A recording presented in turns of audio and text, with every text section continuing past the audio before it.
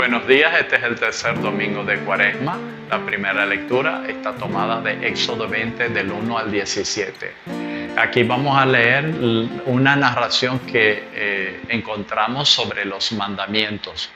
Pero hay que tener en cuenta que aparece otras narraciones en Deuteronomio 5, en Éxodo 34, y es interesante tener en cuenta la lectura que hace Jesús de algunos mandamientos, por supuesto en los evangelios, ¿no?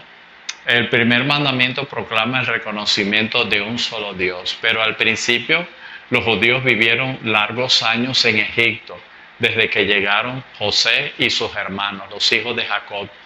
Y allí, aun cuando creían y proclamaban a Yahvé como Dios, ellos conocieron los dioses de los egipcios, de este pueblo politeísta, y aun cuando proclamaban que creían en Yahvé, de alguna manera admitían la existencia, la realidad de otros dioses. Poco a poco se fue purificando esta idea hasta decir que nada más existía un solo Dios a través de los profetas, ¿no? Pero al principio pues daban crédito, ¿no?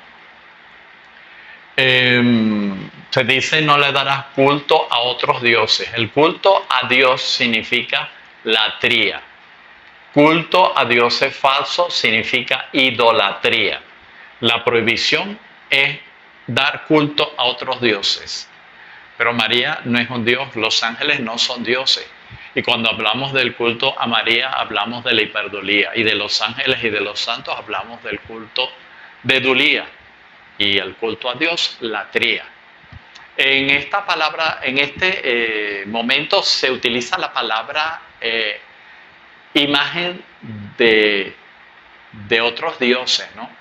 Y aparece la palabra en griego eidolon, que significa eso, imagen de otro Dios. Porque si vamos al Génesis, cuando dice que Dios creó al hombre a su imagen y semejanza, utiliza la palabra eikona.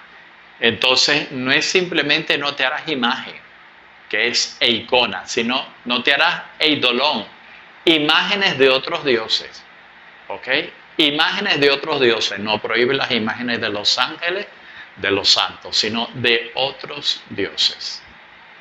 El segundo mandamiento pide no hacer mal uso del nombre del Señor. Prohibido el perjuro, jurar por esto, jurar por aquello.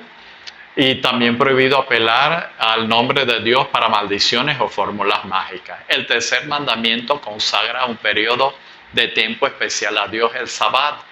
Cuando llegó el cristianismo, cuando Cristo resucitó, sin embargo, los cristianos, como todo empieza a nacer a partir de Cristo, una creación nueva, entonces ellos consagraron el día del Señor, el domingo, Dominus Dei.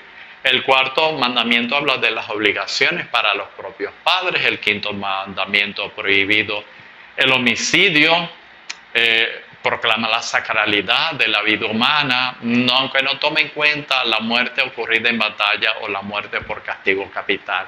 El sexto mandamiento salvaguarda la santidad del matrimonio. El séptimo salvaguarda la santidad de la propiedad privada. El octavo excluye los testimonios falsos y afirmaciones falsas que redonden en daño del prójimo. Noveno y décimo aparecen unidos en un principio. No codiciarás la casa de tu prójimo, la mujer de tu prójimo, el asno de tu prójimo. Pero cuando llegamos al Evangelio, Jesús separa a la mujer, porque la mujer no es parte del ajuar del hombre. ¿Ok? Y dice Jesús: el que mire, el que desee desde su corazón y mire con malos ojos a la mujer del prójimo, ya ha cometido pecado en su interior, ¿no? Adulterio.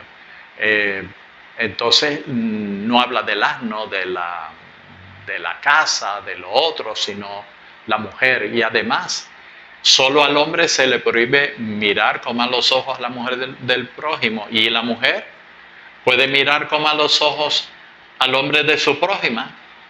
¿Ok? Amén.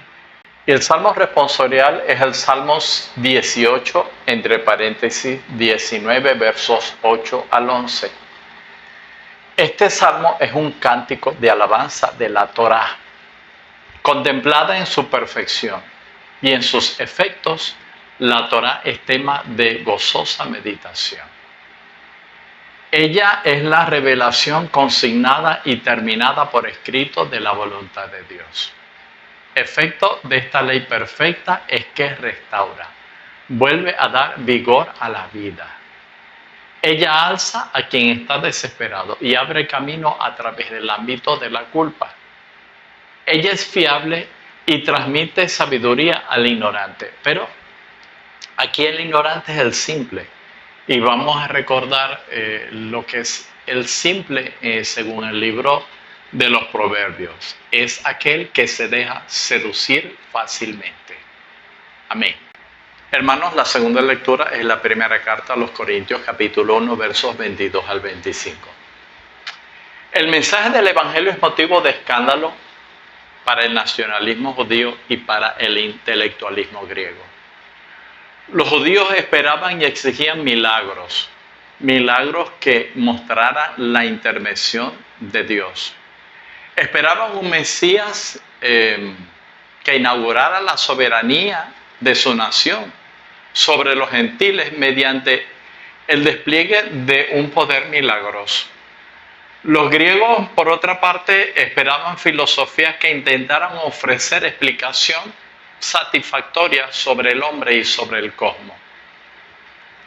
Cristo crucificado es motivo de injuria, de repulsión, de cólera, objeto de aversión. El hombre cree porque Dios lo llama, es decir, hay una primacía de la acción de Dios en los orígenes o en la génesis de la fe. En Cristo crucificado y resucitado, Dios revela a los llamados su sabiduría y sus actos salvíficos. Amén. Hermanos, el evangelio que nos toca meditar es Juan 2, versos 13 al 25. Juan conoce una Pascua cristiana de la que la fiesta judía no era más que un tipo. En el templo estaban a la venta diferentes clases de animales, de forma que los peregrinos se ahorraban los gastos supletorios que hubiera supuesto el traerlos de afuera. La única moneda aceptada en el templo era el medio siclo tirio. No se permitía el uso de la moneda romana, lo que hacía necesaria la función de los cambistas de moneda.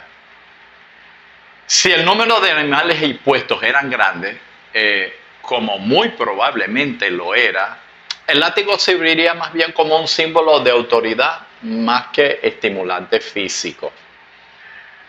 Por otra parte, Jesús podía servirse de la ayuda de los discípulos en aquella acción.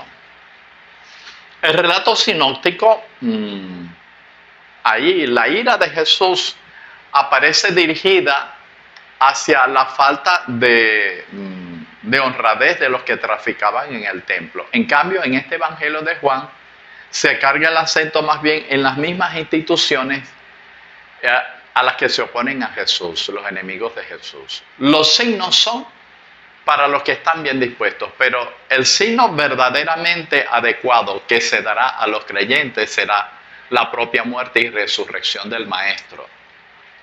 Jesús, investido de la sabiduría de Dios, trabaja sin hacerse ilusiones acerca de la fragilidad del hombre, porque bien los conoce.